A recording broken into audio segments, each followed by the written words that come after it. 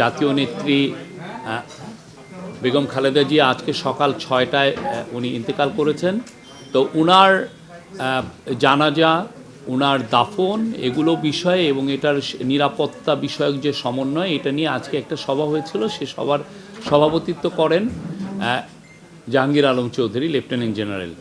ওনার আরও যারা ছিলেন, ডক্টর ফজলুল কবির খান ছিলেন, রিজওয়ানা হাসান ছিলেন, উপদেষ্টাদের মধ্যে আসিফ নজরুল ছিলেন, ডক্টর আসিফ নজরুল, আদিলুর রহমান খান ছিলেন, আমাদের ধর্ম উপদেষ্টা FM খালিদ হোসেন ছিলেন, আমাদের কালচারাল অ্যাডভাইজার মোস্তফা সারোয়ার ফারুকি ছিলেন এবং ন্যাশনাল সিকিউরিটি অ্যাডভাইজার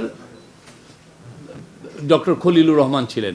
অন্যান্য উচ্চপদস্থ যত সিকিউরিটি আমাদের এজেন্সি আছে, পুলিশ, বিজিবি সহ সমস্ত সিকিউরিটি এজেন্সির প্রধানরা ছিলেন সেখানে। ডিএমপির প্রধান ছিলেন, মিলিটারির তরফ থেকে principal staff officer of the chief adviser উনি ছিলেন লেফটেন্যান্ট জেনারেল কামরুল হাসান, এবং বিএনপির তরফ থেকে বাংলাদেশ ন্যাশনালিস্ট পার্টির উনি চেয়ারপারসন ছিলেন।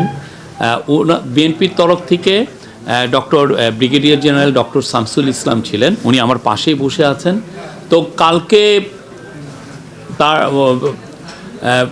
বেগম খালেদা জিয়ার দাফন এবং জানাজা এবং এই পুরো প্রস্তুতি কিভাবে নেওয়া হবে তার বিষয়ে একটি সামগ্রিক আলোচনা করা হয়েছে এবং এখানে মূল জোর দেওয়া হয়েছে যে পার্টির সাথে পুরোটা সমন্বয় করে, বিএনপির সাথে সমন্বয় করে সমস্ত কাজগুলো সম্পন্ন করা হবে।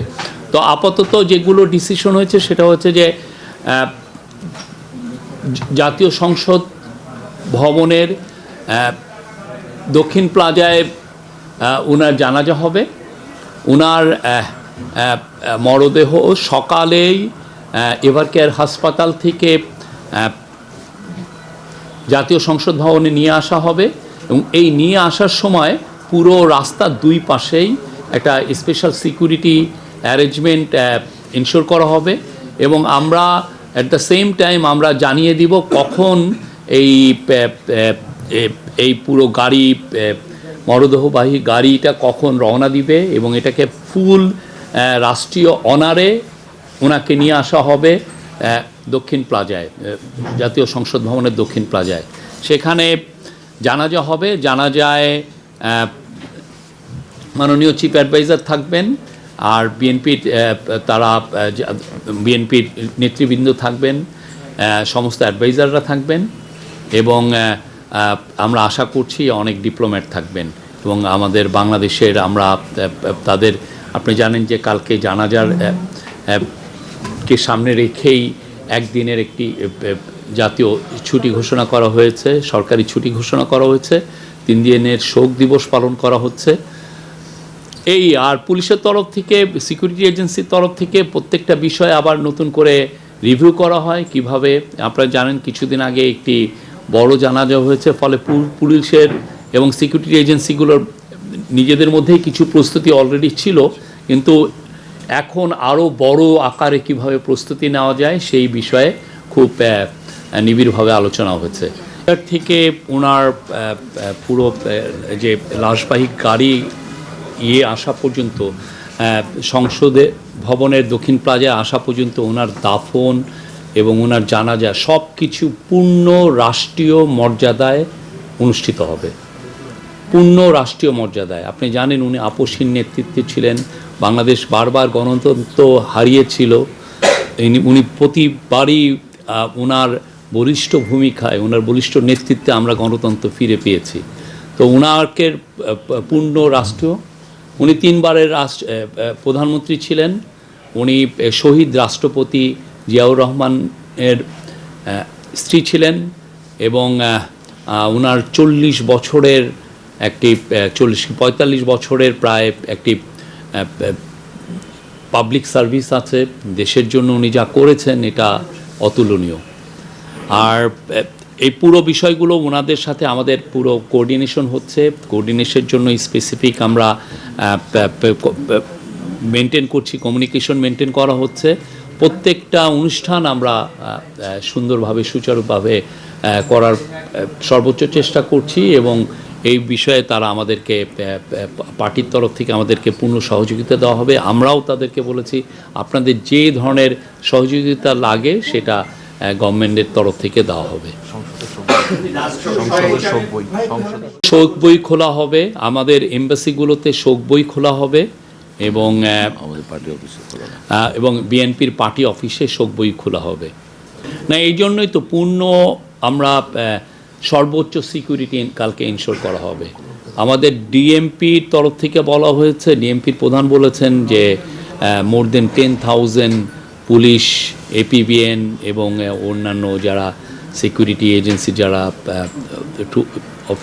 অফিসাররা আছেন তারা থাকবেন। সেনাবাহিনী কিছু কিছু জায়গায় সেনাবাহিনীরও তরফ থেকে একটা ব্যবস্থাপনায় থাকবে তারা।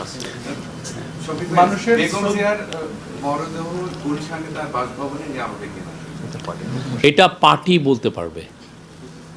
এখন পর্যন্ত আমরা এই ধরনের কোনো পরিকল্পনা করি নাই। মানুষের শ্রদ্ধা জানানোর অংশটা কতটুকু থাকছে? ধরেন সেটা হচ্ছে শুধু জানাজায় অংশগ্রহণ বা কবর বা ফুল দেওয়া, এই ধরনের মানসিকতা এগুলো থাকছে কিনা? না, জানাজার তো পুরো সারা বাংলাদেশের আমরা আশা করছি সারা বাংলাদেশ থেকে সবাই আসবেন। আরেকটা হচ্ছে যে ওনার যে বেরিয়ালের ওইখানে অবশ্য আমরা যথেষ্ট সিলেক্টেড পিপল থাকবেন, কেননা এই পুরো জায়গাটুকু খুব কনজেস্টেড স্পেস, সবার জন্য উন্মুক্ত থাকবে না। সেই জায়গাটা সিলেক্টেড পিপল থাকবেন। শ্রদ্ধার জায়গা আর কারা থাকবেন সেটা পার্টি ডিসিশন দিবেন, পার্টি জানিয়ে দিবেন যে কারা কারা থাকবেন। উনি এভার কেয়ার থেকে জানাজার আসার যে পুরো জায়গাটাই আমাদের নেতাকর্মী এবং জনসাধারণের জন্য শ্রদ্ধার জায়গা হিসেবে আমরা ট্রিট করব। কারণ আপনারা যারা বুঝেন, এটা তো কল্পনাও করা যাবে না কালকে কি পরিমাণ লোক আপনার রাস্তায় দেখবেন। হ্যাঁ, উনি তো আর কোনো দলের নেত্রী না, উনি বাংলার মানুষের নেত্রী, জাতীয় নেত্রী। এবং উনি উনি উনি ওনার জানাজায় আপনাদের হয়তো কোনো হিসাবে মিলবে না।